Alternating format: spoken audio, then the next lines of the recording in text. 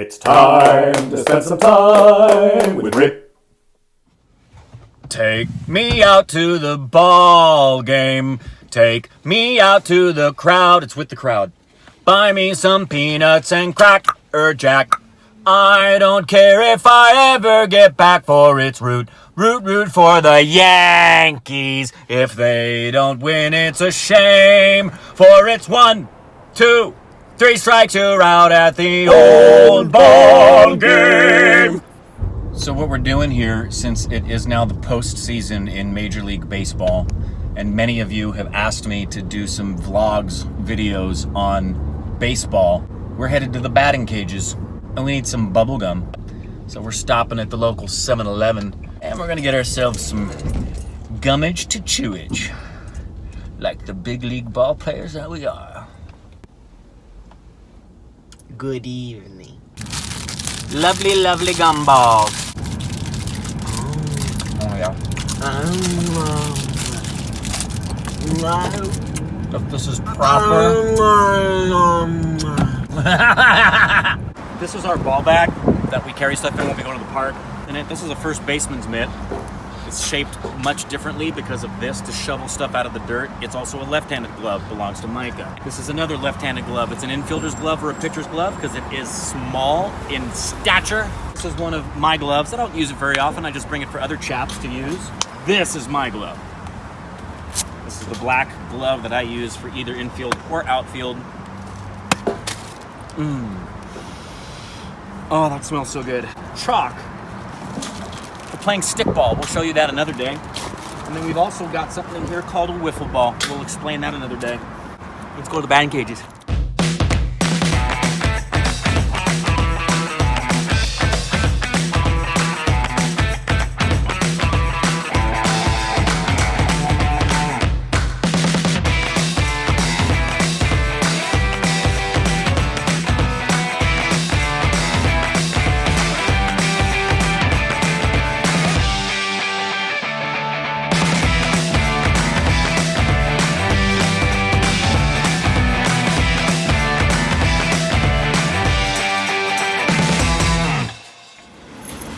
In baseball, the pitcher's mound is exactly 60 feet 6 inches away from home plate.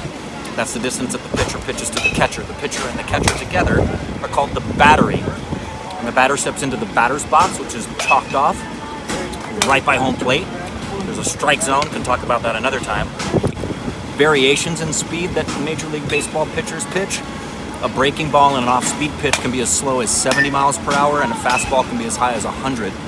That's a tremendous difference in speed. I'll show you that in a second. But first, we got to put on our batting glove and we got to warm up and put on our helmet. And these are the tokens we use when we go to the batting cages. When I was a little boy, I used to go to the batting cages all the time with my dad, who in high school pitched no-hitters and also won batting championships. My dad could have been a Major League Baseball player. He chose to go the route of music, and he taught me how to play baseball. I was going to try and play Major League Baseball, but I chose a different direction and really wasn't good enough to play more than I think probably minor league single or double A ball. Maybe I could have done more than that, but we're going to hit. That right there, ladies and gentlemen, is a batting glove. How does he do it? Not everybody can put on a batting glove. Some people, like my dad, don't use batting gloves at all. Some hitters use batting gloves on both hands. Your mom uses both hands. On my left hand. I'm a right-handed hitter, which means the barrel of the bat's going to be down here, and I'm going to have it on mostly on this hand. I have calluses on my fingers from going to the gym and also hitting, so I just need it on my left hand. Okay, so a couple of things. First of all, they don't use baseballs here. They use these batting cage balls. They are obviously so they can last a lot longer. If they use real baseballs, they'd get torn up and have to replace them all the time because the baseballs are covered in leather and string to tighten that leather, and underneath it's cork. So over time, the leather on a baseball is going to wear off and it'll open up and the cork will come out. So they save money by using these plastic balls that they try to weight similar in size dimensionally to a baseball. Baseball bats, they vary in size. I've always preferred the longest possible bat that you can use, which typically is a 35-inch bat. They go as low as 28. Typically, a Major League Baseball player is going to use a 34, probably a 35. the longer the bat. But the problem with the longer bat, there's a lot of technicalities about it. When you think about baseball, is what you're trying to do is you're taking a round bat and a round ball and you're hitting it squarely. You want to hit it in the barrel of the bat. Aluminum bats are used in high school and college. They're not used in major leagues. The reason they're used in high school and college is because it's expensive to go through wooden bats. My dad used to always bring a wooden bat to the batting cages and use his wooden bat. He'd sometimes break it, he'd nail it, tape it up, and keep using it because he hated aluminum bats. He wanted to use a wooden bat. So we're going to go in. I've got my 35-inch bat, do some warm-up swings, and the first thing you want to do as well is bunt. Bunting is where you basically catch the ball with the bat. See, baseball players will bunt to drop the ball down on the ground and try to get on base before they throw them out. So I always start off with bunting to get my eye on the ball and get used to the feel of it coming in and then swinging.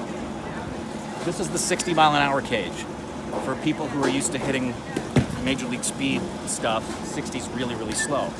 But remember I told you the off-speed pitches that you could go from 100 miles an hour to 70? So I'm going to show you the difference of a 60-mile-an-hour baseball, and then I'm going to go into the 80. It'll be a 20-mile-an-hour difference. And when you realize how fast 80 is, and then you think about 100, it's extraordinary that these men can even connect the ball with the bat. So this is the 60-mile-an-hour one. Oh, yeah. Look at those warm-up swings. Oh, baby. Look at that. Look at him swing That is bat. one sexy Warming man. it up. Yeah. Swing it. While I am a right-handed hitter, I'm a switch hitter. I can hit both sides of the plate. Does that mean Rick goes both ways? Oh, yeah. Swinging it. Yeah. Boom. Yeah, hit me with Swing that the bat. door. So here goes 60 miles an hour.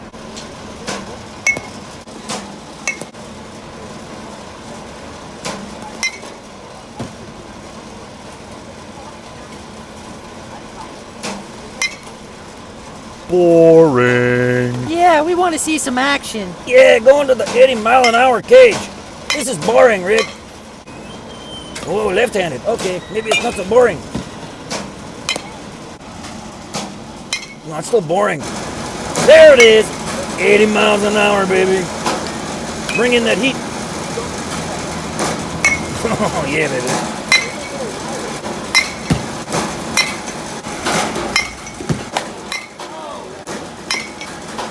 So this is awesome. In the cage next to me, you can see behind me, is this young lady.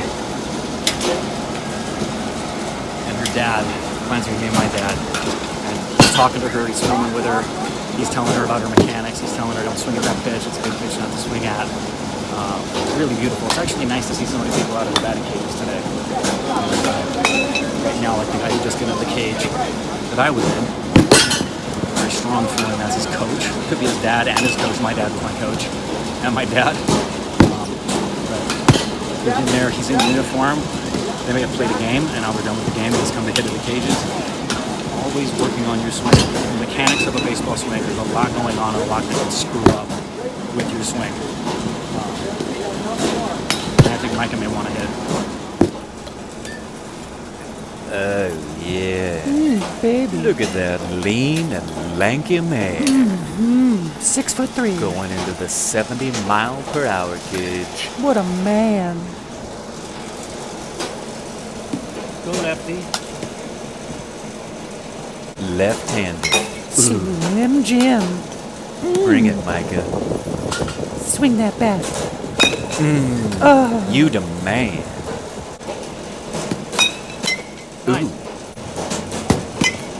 Nice.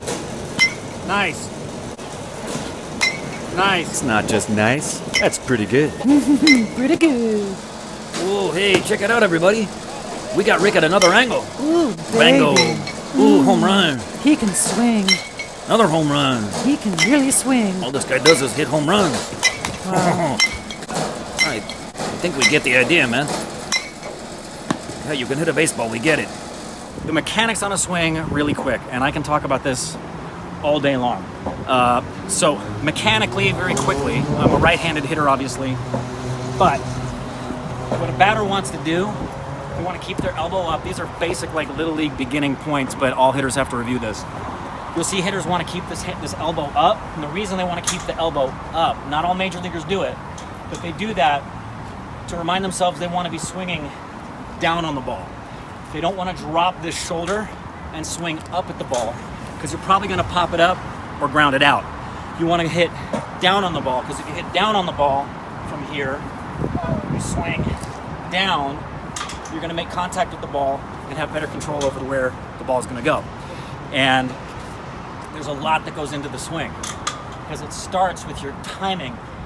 You would see I started my swing before the ball ever left, which is what hitters do in Major League Baseball. You'll watch them. The pitcher starts their windup, and the batter starts his swing right about here, not when the ball's leaving the hand. And they have to time the bottom half of their body with the upper half and slow this down if it's a off-speed pitch, or speed it up if it's a fastball. That's why sometimes you watch a hitter and they freeze. It's because they were thinking off speed, but the pitcher threw a fastball, or vice versa, and they just got froze because they don't know what to do. But swinging down on the ball, elbow up, step in, rotate the hips so that it comes from here, keep the shoulder up, head down and in. So you go ha, ha, ha. Yeah!